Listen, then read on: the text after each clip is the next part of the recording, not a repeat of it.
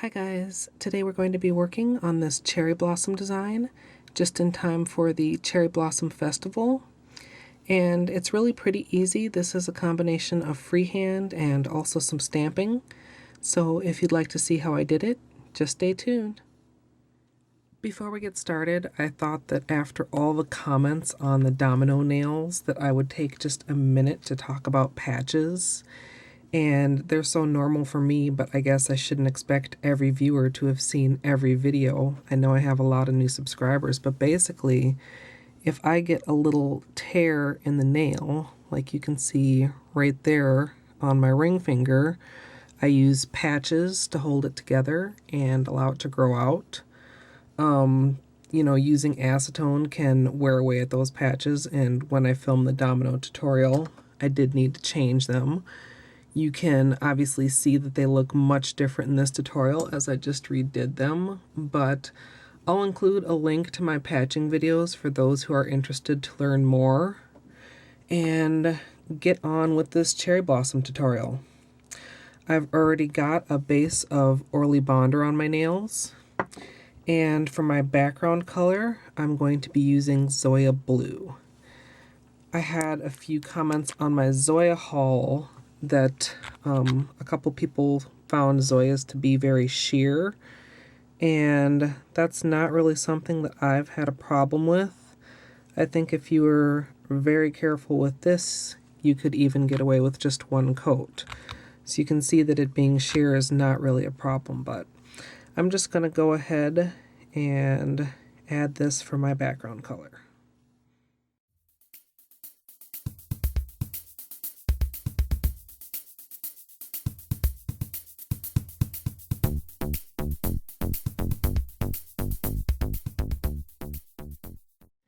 I did use 2 coats just to make sure that that was completely opaque. And now for the branches, I'm going to be using Misa Earthward.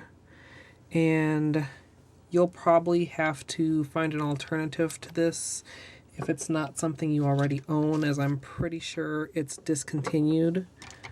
I'm going to be using just my small brush again, which a lot of you told me I shouldn't have used last time, that I should have used a striper, and I probably would have used a striper if I'd been able to find one on the disaster that is my desk. But since I wasn't able to find one, I went with this instead, and wasn't real happy with the results, and you guys let me know you weren't too happy either. I'm actually going to start out here on my thumb, and I want these branches to be kind of very erratic and sharp and kind of, not real curvy. I looked at a lot of pictures and did some testing, obviously before I started doing the manicure. And, it comes down to your personal taste. There are a lot of stylized artistic pieces out there also, but I just want something that's going to act as a backdrop for my flowers. So I'm just going to make some kind of erratic branches like that and continue on with my other nails.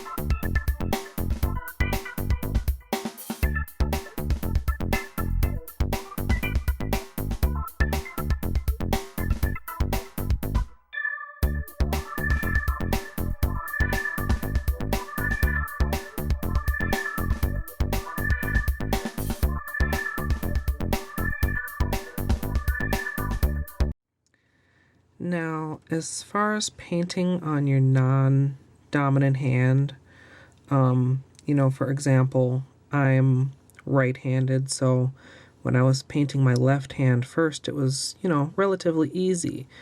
Whereas now that I'm painting my right hand with my left, it's definitely a little trickier. What I kind of do is try to break whatever design I'm doing down into simpler pieces. So instead of, thinking about the entire branch that I want to paint, just think about each individual piece of the line, each little straight twig rather than the entire branch. And that makes it a little bit easier. But other than that, there's really no big secret to it. It just takes practice. So that's going to be the main thing.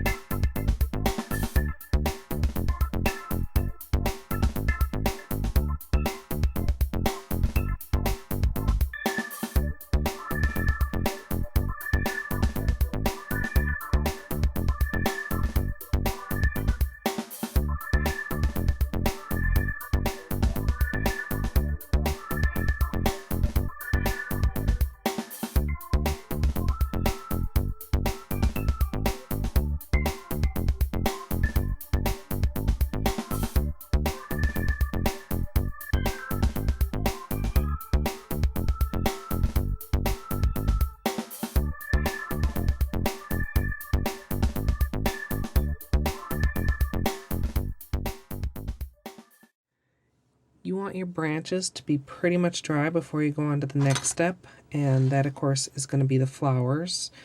I thought about trying to freehand some flowers on there, and I thought I don't really want to go there today. So I'm going to be using these flowers from Bundle Monster Plate 313. And kind of funny, I'm actually going to be using my Salon Express stamper and my Conad scraper. So 3 different stamping brands all coming together here. I prefer the Salon Express stamper because it's clear. The Conad one that I have is red, so when you're stamping with pink or red, it can be harder to see what you're doing. For the flowers, I'm going to be using China Glaze BFF from the OMG collection, and that's just going to add a little bit of a holographic shimmer to the flowers.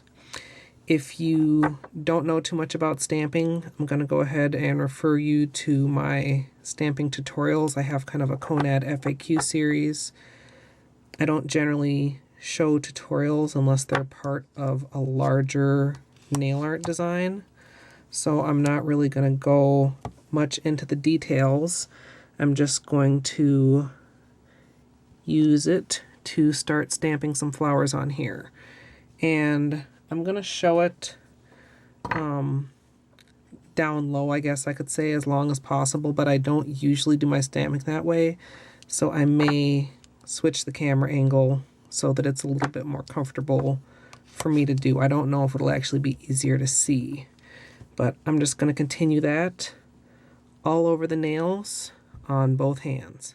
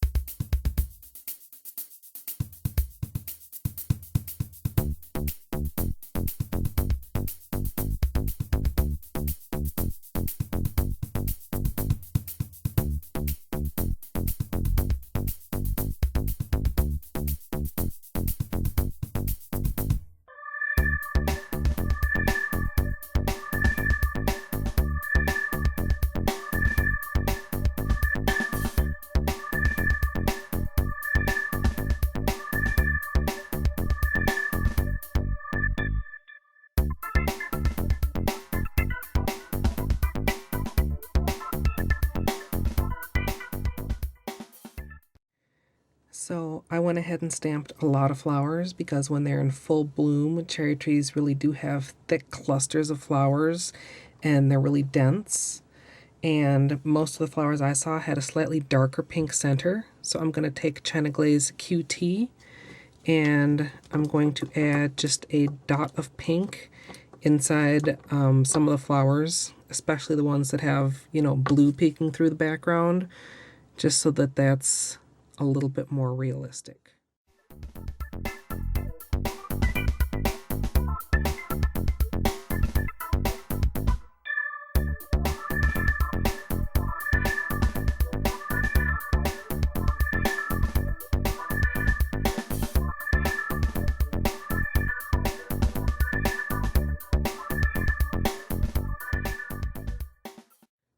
Last step, of course, is going to be top coat.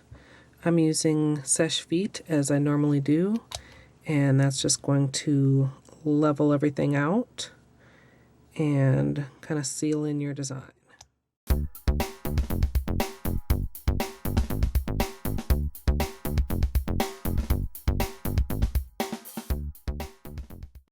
So here we have the finished look. And I'd say hands down this is my favorite design so far in April, but you can't be afraid to try something just because you might not be immediately awesome at it. You always have room to learn and room to get better. So let me know what you thought of this design, if you agree that it's the best of April so far. And as always, thanks for watching.